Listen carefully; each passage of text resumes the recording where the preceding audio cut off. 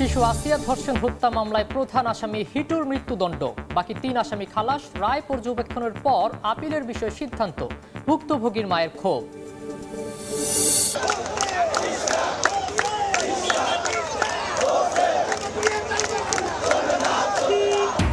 ইশরাককে ঢাকা দক্ষিণ সিটির মেয়রের দায়িত্ব বুঝিয়ে দেওয়ার দাবিতে সচিবালয় অভিমুখে লং মার্চ। প্রেস ক্লাব ও গুলিস্তান এলাকায় যানবাহন চলাচল ব্যাহত। ভারতের পুশিনে জঙ্গি সন্ত্রাসী ঢুকে পড়ার শঙ্কা উড়িয়ে দেওয়া যায় না, বলছে বিজিবি। পুশব্যাকের পরিকল্পনা নেই, জানালেন স্বরাষ্ট্র উপদেষ্টা। সুন্দরবনে ভাসমান বিওপি উদ্বোধন। যারা ক্ষুদ্র ঋণ নিয়ে ভুল ধরত তারা ব্যাংকের টাকা নিয়ে পালিয়েছে, বললেন প্রধান উপদেষ্টা। মাইক্রো ক্রেডিট ব্যাংক আইন করার তাগিদ, এমআরএ ভবন উদ্বোধন। এবং রাজধানীর বাড্ডায় গ্যাস লিকেজ থেকে বিস্ফোরণ, নারী শিশু সহ একই পরিবারের ৫ জন দগ্ধ। জাতীয় বার্ন ইনস্টিটিউটে ভর্তি, সবার অবস্থায় আশঙ্কাজনক।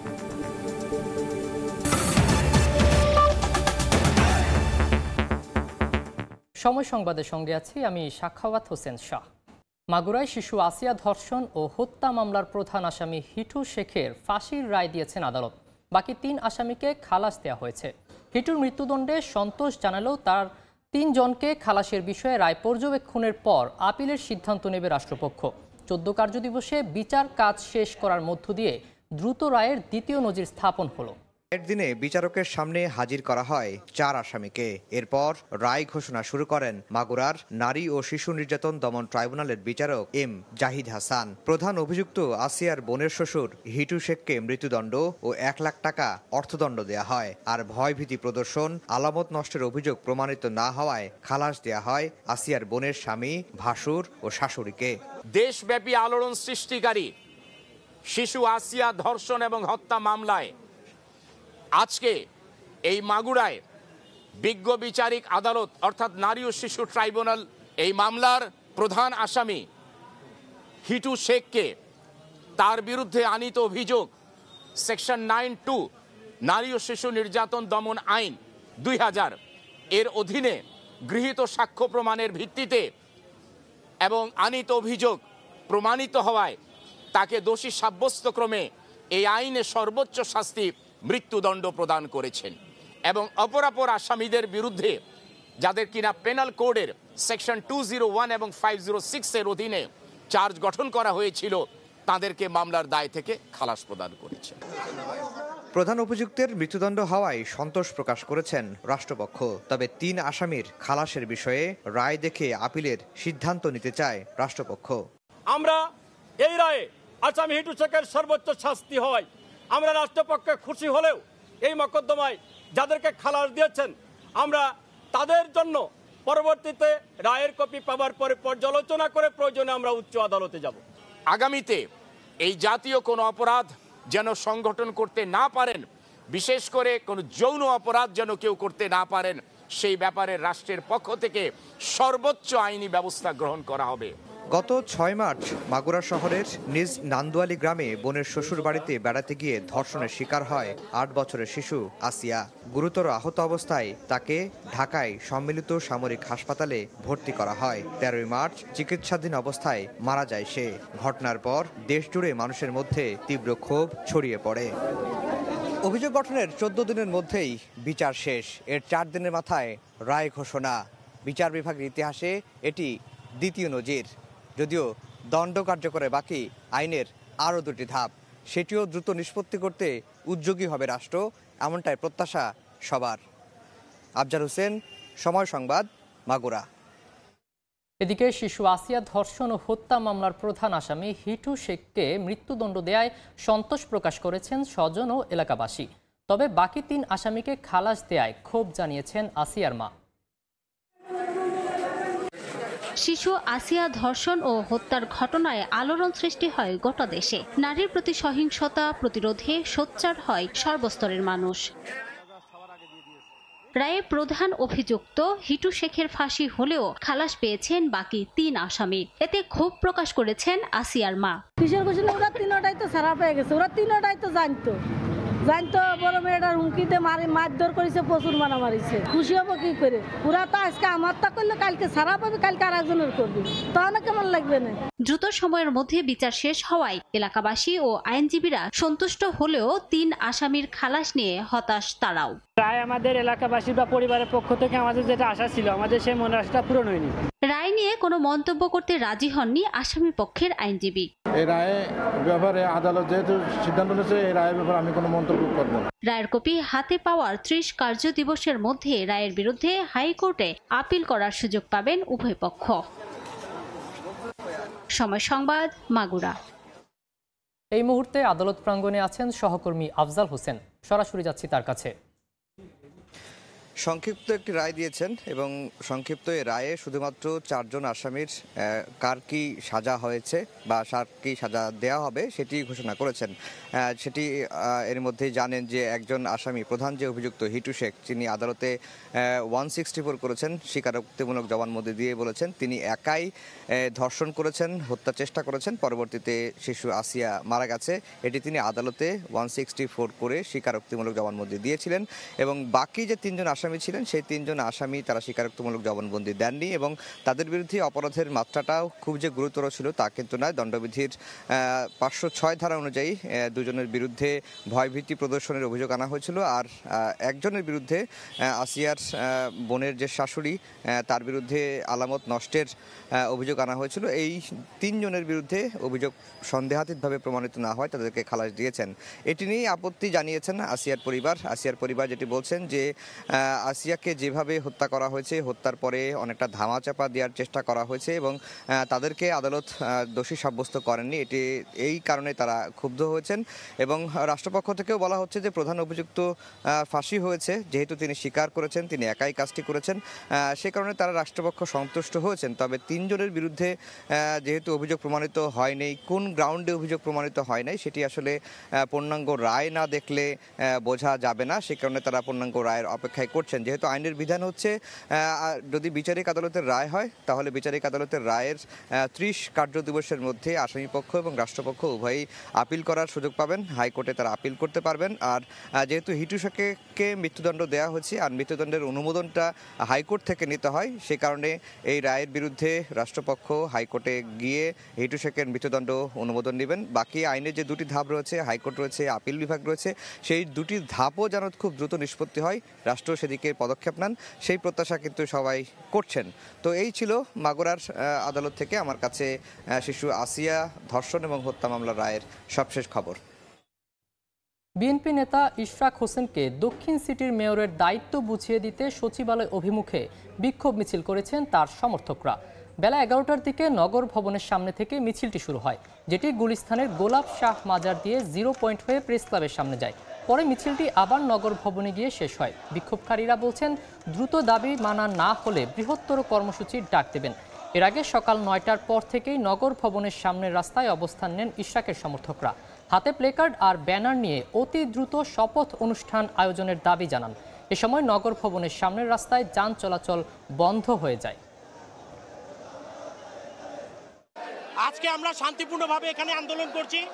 যদি গড়িমসি করে তাকে শপথ নিতে তারা ব্যর্থ হয়, তাহলে আমরা এই আন্দোলন প্রতিটি অলি গলিতে ঢাকা শহরে ছড়িয়ে দেব। এই মুহূর্তে নগর ভবনের সামনে আছেন সহকর্মী তোহা খান তামিম, সরাসরি যাচ্ছি তার কাছে। নগর ভবনের সামনে থেকে যে মিছিলটি সচিবালয় হয়ে প্রেস ক্লাব দিয়ে গিয়েছিল, প্রেস ক্লাবে জড়ো হয়েছিল, ঠিক সেই মিছিলটি আবারও প্রেস ক্লাব হয়ে একেবারে বলা যায় যে ঘুরে এসে আবারও নগর ভবনে এসে জড়ো হয়েছে এবং এই মুহূর্তে আসলে ঠিক নগর ভবনের সামনে যে প্রধান ফটকটি রয়েছে সেই প্রধান ফটকের সামনে আন্দোলনকারীরা জড়ো হয়েছেন। কিছুক্ষণ আগে এখানে যারা আয়োজক কমিটি রয়েছে, বিশেষ করে যারা এই আন্দোলন বাস্তবায়ন করছেন, তাদের পক্ষ থেকে ঘোষণা দেওয়া হয়েছে যে যতক্ষণ পর্যন্ত না শপথ বাক্য পাঠ করা হবে এবং ইশরাক হোসেনকে ঢাকা দক্ষিণ সিটি কর্পোরেশনের মেয়র বুঝিয়ে দেওয়া হবে, মেয়র পদে বুঝিয়ে দেওয়া হবে, ততক্ষণ পর্যন্ত এই আন্দোলন চলবে। যেহেতু এখন পর্যন্ত অন্তর্বর্তী সরকারের পক্ষ থেকে কোনো ধরনের কোনো সাড়া তারা পাচ্ছেন না, কোনো ধরনের কোনো সবুজ সংকেত তারা এখন পর্যন্ত পাননি, অর্থাৎ তাদের দাবি মেনে নেওয়ার পক্ষে কোনো ধরনের কোনো সংকেত পাননি, সেজন্য তারা তাদের এই আন্দোলন চালিয়ে নেবেন। আজকের মতো যে আন্দোলন, সেই আন্দোলন কিছুক্ষণ আগে আসলে সমাপ্ত ঘোষণা করা হয়েছে। তারপরেও এখানে যারা নেতাকর্মী রয়েছেন, বিভিন্ন ধরনের মানুষ রয়েছেন, ঢাকাবাসী যারা রয়েছেন, ঢাকাবাসীর ব্যানারে এই আন্দোলন পরিচালিত হচ্ছে এবং তারা এখন পর্যন্ত অবস্থান নিয়েছেন এবং আয়োজকদের পক্ষ থেকে কিছুক্ষণ আগে ঘোষণা দেওয়া হয়েছে আগামীকালকে একই সময় অর্থাৎ সকাল 9টার পরে আবারও নগর ভবনের সামনে যে অবস্থান কর্মসূচি সেই অবস্থান কর্মসূচি তারা পালন করবেন এবং আবারও তারা মিছিল নিয়ে সচিবালয় হয়ে প্রেস ক্লাব দিয়ে আবারও একইভাবে আজকে যেমন কর্মসূচি বাস্তবায়ন হয়েছে ঠিক সেইভাবে আগামীকালকেও এই কর্মসূচি তারা চালিয়ে যাবেন। তারা হুঁশিয়ার উচ্চারণ করছেন যে এভাবে তারা আসলে কর্মসূচি এই যে শান্তিপূর্ণ কর্মসূচি তাদের ভাষায় যে শান্তিপূর্ণ কর্মসূচি তারা চালিয়ে যাবেন তারা কিন্তু এমনটি করবেন না, কারণ যতক্ষণ পর্যন্ত না ইশরাক হোসেনকে মেয়র পদে তার দায়িত্ব বুঝিয়ে না দেওয়া হচ্ছে ততক্ষণ পর্যন্ত আন্দোলন চালিয়ে যাবেন। তবে তারা বলছেন আমাদের এই আন্দোলন শান্তিপূর্ণ থাকবে না যদি না সরকারের পক্ষ থেকে কোনো ধরনের কোনো রেসপন্স করা হয়। এখন পর্যন্ত অন্তর্বর্তী সরকারের পক্ষ থেকে কোনো রেসপন্স করা হচ্ছে না।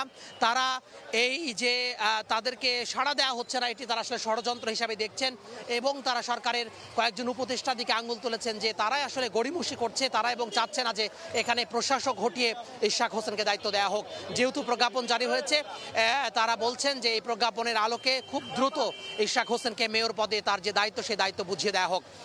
তো বলা যায় আজকের মতো যে কর্মসূচি সমাপ্ত ঘোষণা করা হয়েছে এবং আগামীকালকে একই দাবিতে একই স্থানে একইভাবে কর্মসূচি বাস্তবায়ন করা হবে। তো এই ছিল নগর ভবনের সামনে থেকে আমার হাতে সব শেষ।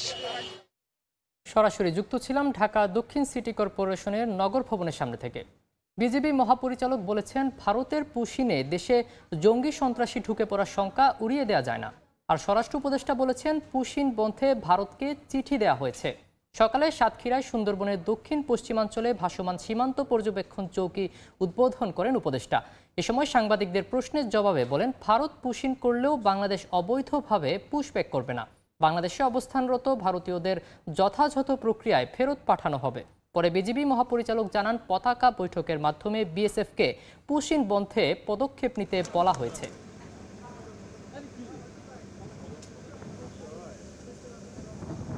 প্রপার চ্যানেলে যদি বাংলাদেশিরা থাকে তাদের পাঠাবে।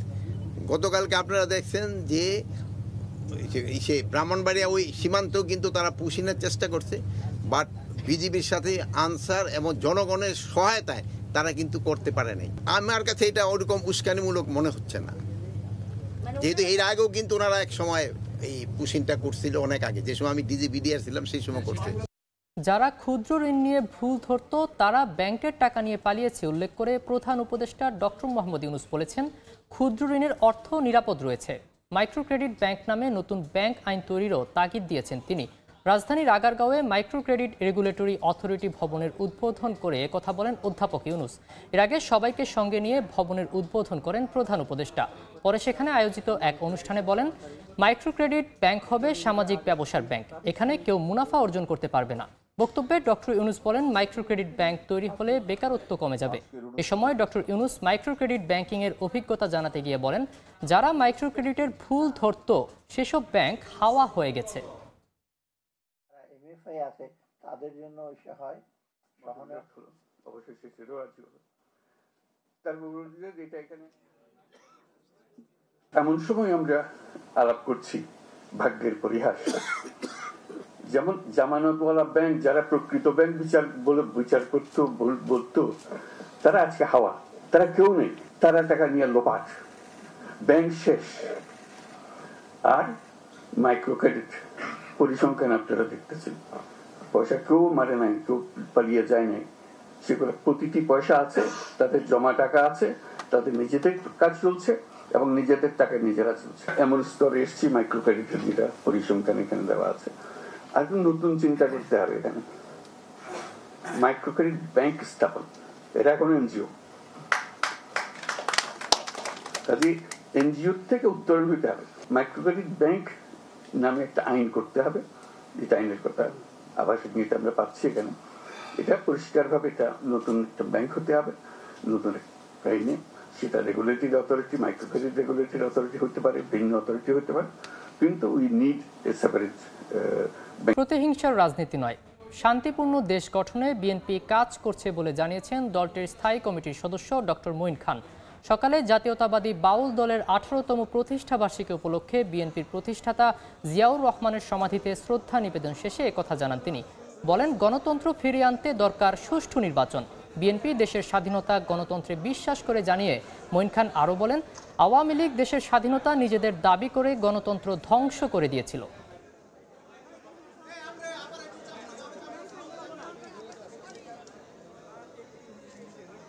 একটি রাজনৈতিক দল যারা স্বাধীনতার প্রতিভু বলে নিজেদের দাবি করেছিল, অত্যন্ত লজ্জা এবং কলঙ্কের বিষয় যে তারা বাংলাদেশ থেকে স্বাধীনতার মূল আদর্শকে ধ্বংস করে দিয়েছে।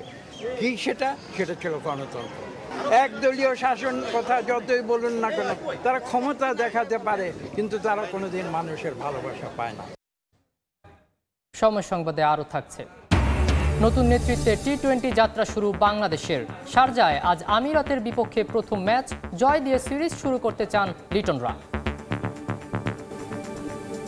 এবার বাণিজ্যের সংবাদ।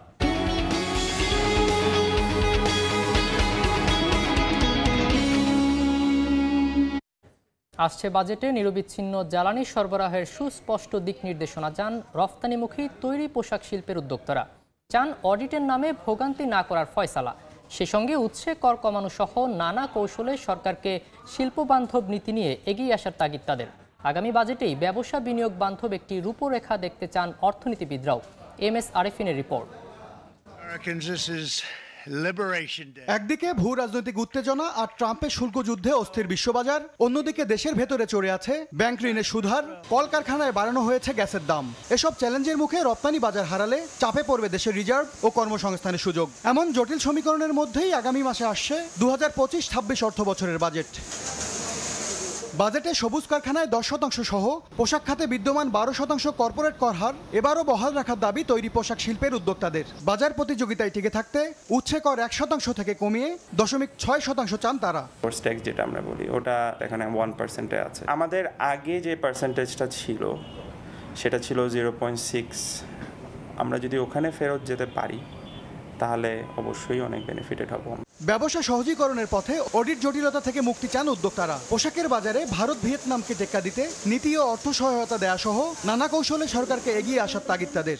LDC যে সামনে আছে, ইনসেন্টিভ থাকবে না সেটা আমরাও জানি। আমাদের প্রতিবেশী রাষ্ট্র প্রণোদনা বলে না, বিভিন্ন ধরনের সুযোগ সুবিধা দিয়ে গ্যাস বিলের উপরে ব্যাট মৌকুব করতে পারে, এটা এলাকা ভিত্তিক সুযোগ সুবিধা দিতে পারে। আমার CM এর উপরে ডলার রেট একটু বাড়া দিতে পারে। কাস্টমসের যে অডিট প্রক্রিয়া নিয়ে যে হয়রানি, এটা আমরা চাই যে ডিজিটালাইজ করতে চাচ্ছেন এটা যেন পূর্ণাঙ্গভাবে চালু হয়, যেন সব কিছুই যদি অনলাইনে থাকে তাহলে নতুন করে আবার অডিট করা লাগবে কেন। এটা একটা যদি লাগেই আমরা চাই যেন এই অডিটটা থার্ড পার্টি করে। তবে জ্বালানির নিরবচ্ছিন্ন সরবরাহ নিশ্চিত করতে না পারলে সব উদ্যোগ ভেস্তে যাবে দাবি করে গ্যাস বিদ্যুতের চাহিদা পূরণে সরকারের স্পষ্ট কৌশল দেখতে চান পোশাক শিল্পের দ্বিতীয় প্রজন্ম। গ্যাসের প্রায়োরিটাইজেশন, এনার্জি কমিটমেন্টে যে আমরা এতটুকু আপনারা পাবেন, ওইটা যদি না দিতে পারে, ওইটাকে তাহলে ব্যালেন্স করার জন্য যদি ওইটা না দিতে পারে, ওইটাতে যে ক্ষতিটা হচ্ছে ওইটাকে ব্যালেন্স করার জন্য কি সরকারের ইনসেন্টিভাইজ করা উচিত না ইন্ডাস্ট্রিটাকে? ইটস আ পিওর মানে সিম্পল ক্যালকুলেশন। কিন্তু উৎপাদন খাত যেন পণ্য তৈরি ও সময় মতো বাজারে সরবরাহ করতে পারে, সেজন্য জ্বালানি সহ বিদ্যমান সংকট দূর করার পরামর্শ অর্থনীতিবিদদের। অ্যাট এনি কস্ট তাদের যারা শিল্প প্রতিষ্ঠান আছে যেসব এরিয়াতে, সেখানে বিদ্যুৎ গ্যাস নিরবচ্ছিন্ন দেওয়ার কোন পন্থা আছে সেই পন্থাটা নিয়ে এটা নিশ্চিত করতে হবে। ম্যানমেড ফাইবার সহ বৈচিত্র্যময় পোশাক তৈরিতে বিশেষ ঋণ বিনিয়োগ কর্মসূচি নিয়েও সরকারকে কাজ করার তাগিদ দিচ্ছেন খাত সংশ্লিষ্টরা। MS আরেফিন, সময় সংবাদ, ঢাকা। রাজধানীর বাড্ডার একটি বাসায় গ্যাস লাইনের ত্রুটি থেকে বিস্ফোরণে একই পরিবারের 5 সদস্য দগ্ধ হয়েছেন। তাদের মধ্যে 3 জনই শিশু। শুক্রবার রাতে এ দুর্ঘটনা ঘটে। দগ্ধ তাদের স্বজনরা জানান বাড়িটির পাশে নির্মাণাধীন ভবনে কাজ চলছিল। ধারণা করা হচ্ছে সেখান থেকে গ্যাস লিকেজ হয়ে বাসাটিতে জমেছিল। রাতে লাইটার জ্বালালে বিস্ফোরণ হয়। এতে দগ্ধ হন দিনমজুর তোফাজ্জল, তার স্ত্রী মানসুরা এবং তাদের 3 সন্তান তানিশা, মিথিলা ও তানজিলা। ভুক্তভোগীদের শরীর 30 থেকে 80% পুড়ে গেছে বলে জানিয়েছে জাতীয় বার্ন ইনস্টিটিউটের চিকিৎসক। সবার অবস্থাই আশঙ্কাজনক। কয়েল ধরাতে আগুন প্রেস করছে অথবা সিগারেট ধরাতে আগুন প্রেস করছে। এই অবস্থায় পাশে একটা ফ্রিজ এবং কম্প্রেসর ছিল। এই অবস্থায় গ্যাসের ইয়াতে রুম দেওয়াল ফেটে ওনারা 5 জনই দগ্ধ অবস্থায় এই বার্ন ইউনিটে এসে ভর্তি হয়েছে। সবারই আসলে মেজর বার্ন। যিনি আছেন তোফাজ্জল 45 বছর বয়স, ওনার হচ্ছে 80% পড়েছে। মানসুরা 35 বছর বয়স, ওনার হচ্ছে আপনার 67% পড়েছে। এবং ওই ফ্যামিলির 3টি বাচ্চা আছে, মেয়ে বাচ্চা। ওনাদেরও হচ্ছে একজনের 66%, একজনের 60% এবং একজনের 30% পড়েছে এবং সবার শ্বাসনালী পড়েছে। সবাই আশঙ্কাজনক অবস্থা। দেখছেন সময় সংবাদ। তুরস্কে আলোচনায় 1000 যুদ্ধবন্দী বিনিময়ে রাজি হলো রাশিয়া ইউক্রেন। আগামীতে পুতিন ও জেলেনস্কিকে বৈঠকের মুখোমুখি করাই লক্ষ্য বলেও জানান সংশ্লিষ্টরা। যদিও এই বৈঠকে 30 দিনের নিঃশর্ত যুদ্ধবিরতির প্রস্তাব নাকচ করেছে রাশিয়া। অন্যদিকে ইউক্রেনীয় সেনা প্রত্যাহারে মস্কোর দাবি অগ্রহণযোগ্য বলে আখ্যা দিয়েছে কিয়েভ। এ অবস্থায় যুদ্ধবিরতি না হওয়া পর্যন্ত রাশিয়ার উপর চাপ বজায় রাখতে বিশ্ববাসীর প্রতি আহ্বান জানিয়েছেন জেলেনস্কি।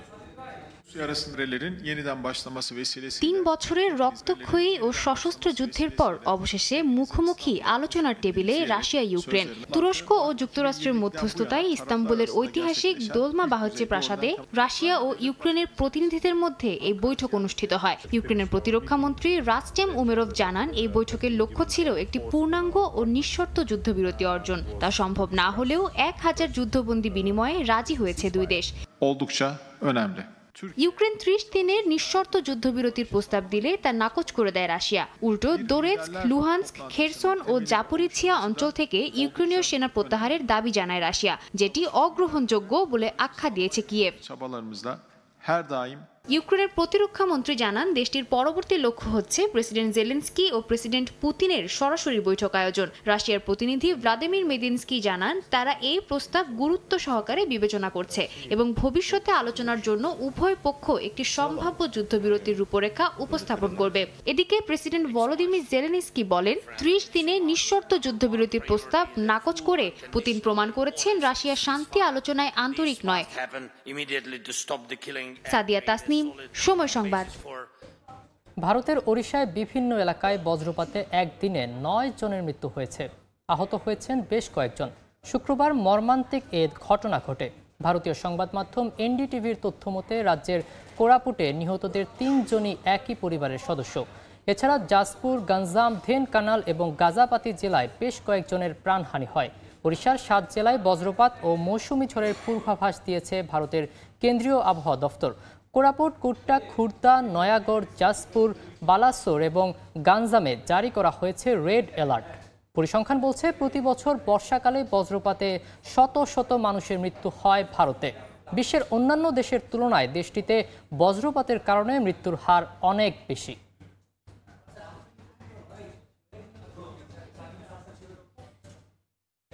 দেখছেন সময় সংবাদ। নতুন অধিনায়ক লিটন কুমার দাসের অধীনে বছরে প্রথমবারের মতো টি-20 ফরম্যাটে মাঠে নামছে বাংলাদেশ। রাত 9টায় সিরিজের প্রথম ম্যাচে আমিরাতের মুখোমুখি হবে টাইগাররা। ম্যাচের আগে 2 সেশনে কন্ডিশনের সঙ্গে মানিয়ে নিতে কাজ করেছেন সিমন্সের শিষ্যরা। অনুশীলনে উজ্জীবিত দেখা গিয়েছে টাইগার ক্রিকেটারদের। এই সিরিজ দিয়ে পাকিস্তান সফরের প্রস্তুতি সারতে চায় বাংলাদেশ। যদিও ঘরের মাঠে প্রতিপক্ষকে সমীহ করলেও জয় দিয়ে সিরিজ শুরুর প্রত্যাশা লিটন দাসের। ম্যাচে সর্বোচ্চ 3 পেসারকে নিয়ে একাদশ সাজাতে পারেন ফিল সিমন্স। দলে দেখা যেতে পারে রিশাদ ও শামীম পাটোয়ারিকেও। এই ম্যাচ খেলেই আইপিএলের উদ্দেশ্যে রওনা দেবেন মুস্তাফিজুর রহমান।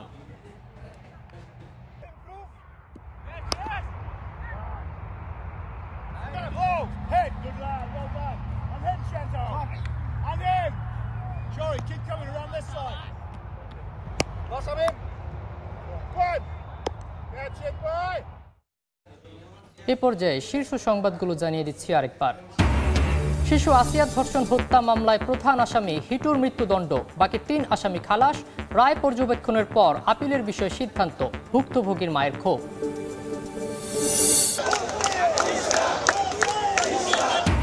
ইশরাককে মেয়রের দায়িত্ব বুঝিয়ে দেওয়ার দাবিতে বিক্ষোভ মিছিল, অবস্থান। দাবি না মানলে কঠোর কর্মসূচির হুঁশিয়ারি, যান চলাচল ব্যাহত হওয়ায় ভোগান্তি। এবং ভারতের পুশিনে জঙ্গি সন্ত্রাসী ঢুকে পড়ার শঙ্কা উড়িয়ে দেওয়া যায় না বলছে বিজিবি। পুশব্যাকের পরিকল্পনা নেই জানালেন স্বরাষ্ট্র উপদেষ্টা। সুন্দরবনে ভাসমান বিওপি উদ্বোধন।